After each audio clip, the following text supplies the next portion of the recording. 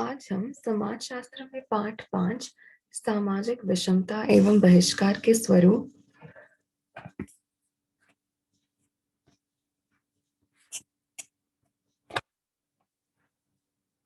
आज हम पाठ 5 सामाजिक विषमता एवं बहिष्कार के स्वरूप के कुछ प्रश्नों पर गौर करेंगे।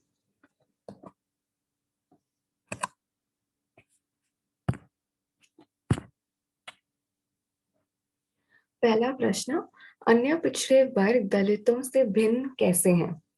इन दोनों समुदायों के बीच सिर्फ अ, एक बड़ी इन दोनों समुदायों के बीच सिर्फ एक भिन्नता है जो सबसे प्राथमिक है, और वो है कि दलितों के साथ अछूत इन दोनों समुदायों के बीच एक प्राथमिक भिन्नता है, जो है कि दलितों के साथ अछूतता का व्यवहार होता आ रहा है, लेकिन अन्य पिछड़े वर्गों के सदस्यों के साथ यह नहीं होता था। अन्य पिछड़े वर्गों के सदस्यों को अछूत नहीं माना जाता था। वे जाति व्यवस्था का एक अहम हिस्सा थे, क्योंकि कारीगर जातियां इस वर्ग का भाग थे। दूसरी तरफ दलितों को जाति व्यवस्था के बाहर समझा जाता था, और इसके साथ-साथ उनके साथ अस्पृश्यता का पालन होता था। इन दोनों समुदायों के साथ नकारात्मक भेदभाव होता आ रहा है, परंतु दलितों का शोषण अन्य पिछड़े वर्ग से ज्यादा प्रमाणित रूप से हमें दिखाई देता है। प्रश्न 2, आज आदिवासियों से संबंधित बड़े मुद्दे कौन से हैं? आज जल, जंगल और जमीन का नारा आदिवासियों की समस्याओं को संक्षिप्त रूप में प्रस्तुत करता है। ब्रिटिश राज्य से आदिवासियों के जंगलों से साधन निकाले जा रहे हैं, जिसकी वजह से वे आज गरीबी और शोषण का शिकार बन चुके हैं। गैर जनजाति लोग, यानी वे लोग जो जनजातियों का हिस्सा नहीं है, वे उनके क्षेत्रों में बसने लगे हैं, जिसकी वजह से साधनों के लिए प्रतिस्पर्धा होने लगी है। आर्थिक समृद्धि और राष्ट्रीय विकास के नाम पर आधुनिक भारत में, यानी कि आज 21st सेंचुरी में, आदिवासियों की जमीन हड़प कर फैक्ट्रियां, बांध या रास्ते बनाए जा रहे हैं। तीसरा प्रश्न, सामाजिक स्तरीकरण के कुछ विशेषताएं बतलाइए। प्रश्न 3, सामाजिक स्तरीकरण के कुछ विशेषताएं बतलाएं। आपकी किताब में विशेषताओं की जगह सिद्धांत शब्द का इस्तेमाल किया गया है, और सामाजिक स्तरीकरण के 3 अलग-अलग सिद्धांत दिए गए हैं। उसमें से पहला है, सामाजिक स्तरीकरण व्यक्तियों के बीच की विभिन्नता का स्वरूप नहीं है, बल्कि समाज की विशिष्टता है।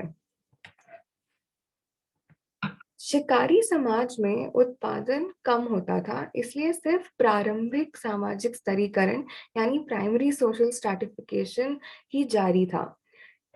स्तरीकरण हमें वहां पर नजर आता है व्यापक रूप से, जहां लोग अपनी जरूरतों से ज्यादा उत्पादन तैयार करते हैं। ऐसी व्यवस्थाओं में किसी अकेले इंसान की कोई भूमिका नहीं होती, बल्कि समाज में किस प्रकार से वृद्धि हो रही है, उसकी महत्वपूर्ण भूमिका है। दूसरा सिद्धांत, सामाजिक स्तरीकरण पीढ़ी दर पीढ़ी बना रहता है।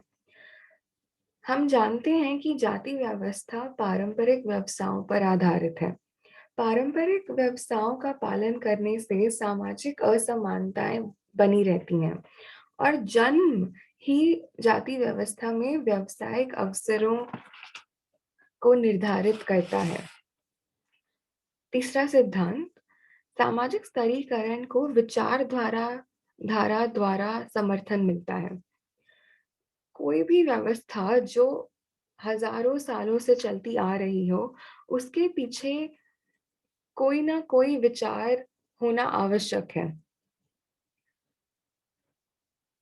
अगर लोगों की उस व्यवस्था से जुड़ी कुछ धारणाएं या मान्यताएं न हो, तो वह व्यवस्था बनी नहीं रह सकती।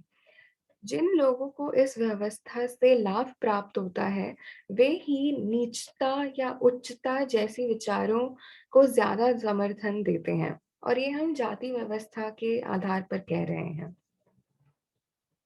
चौथा प्रश्न, जातीय विषमताओं को दूर करने के लिए अपनाई गई कुछ नीतियों का वर्णन करें।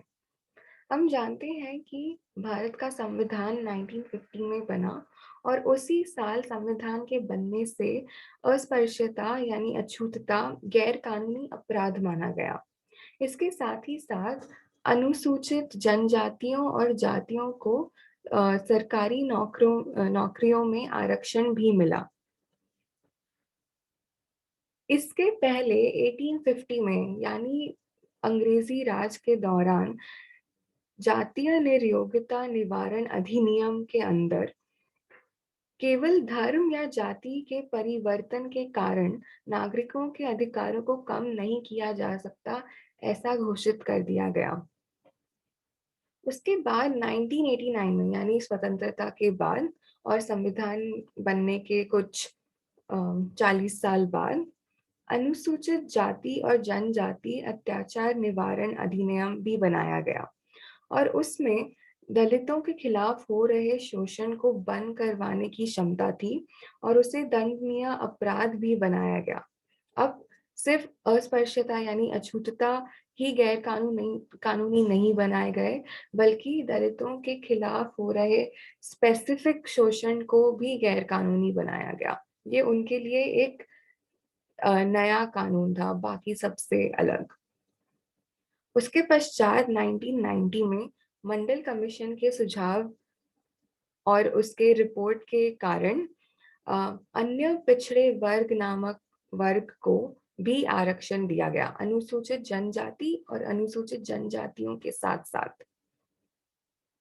और फिर 21वीं सदी में 2006 में संविधान के संशोधन यानी अमेंडमेंट से उच्चतर शिक्षा यानी 12th स्टैंडर्ड तक की शिक्षा और उसके बाद कॉलेज की शिक्षा में अन्य पिछड़े वर्गों को आरक्षण मिला। पांचवा प्रश्न, अस्पृश्यता क्या है? अस्पृश्यता को सरल भाषा में हम अछूतता कहते हैं। ये भारत की जाति व्यवस्था का एक शर्मनाक पहलू है, जिसमें नीची मानी जाने वाली जातियों और दलितों को छूने की मनाही थी। इसके साथ-साथ दलितों का स्पर्श ही नहीं बल्कि उनकी परछाई तक अशुद्ध मानी जाती थी। इसके साथ-साथ अगर उनका स्पर्श किसी सार्वजनिक सुविधा जैसे कुओं या रास्तों पर पड़ा, तो वे सुविधाएँ भी अपवित्र हो जाती थी, ऐसा माना जाता था। और अगर उनकी परछाई पड़ती, तो जो उच्च मानी जाने वाली जातियाँ हैं, उनके सदस्यों को शुद्धिकरण की क्रियाओं में भाग लेना पड़ता था। आखिरी प्रश्न, आज जाति और आर्थिक असमानता के बीच क्या नाता है? समाज में साधन संपन्न यानी वे लोग जिनके पास पैसे तो हैं ही, लेकिन उसके साथ-साथ पानी, बिजली, नौकरी या ज़मीन जैसे भी साधन हैं, वे ऊंचे ओहदे वाले वर्ग में अत्यधिक कथित उच्च जाति के लोग होते हैं, ऐसा अम, काफ़ी रिपोर्टों और सेंसस के द्वारा हमें पता चलता है। और वंचित वर्ग यानी निम्न आर्थिक स्थिति वाले वर्ग में कथित निम्न जातियों की प्रधानता है। हमने पाठ के दौरान पढ़ा कि बोर्दियो ने कहा था कि आर्थिक, सांस्कृतिक और सामाजिक पूंजी एक दूसरे में बदले जा सकते हैं। इसलिए अगर किसी के पास सामाजिक पूंजी हो, यानी उनकी प्रस्थिति ऊंची हो समाज में, उनके जाति के पहचान के कारण, तो वह पूंजी आर्थिक पूंजी में भी बदल सकती है। सामाजिक आंदोलनों के द्वारा महत्वपूर्ण परिवर्तन आए हैं, परंतु आज भी जाति भारतीयों के जीवन के अवसरों को सतत प्रभावित करती रहती हैं।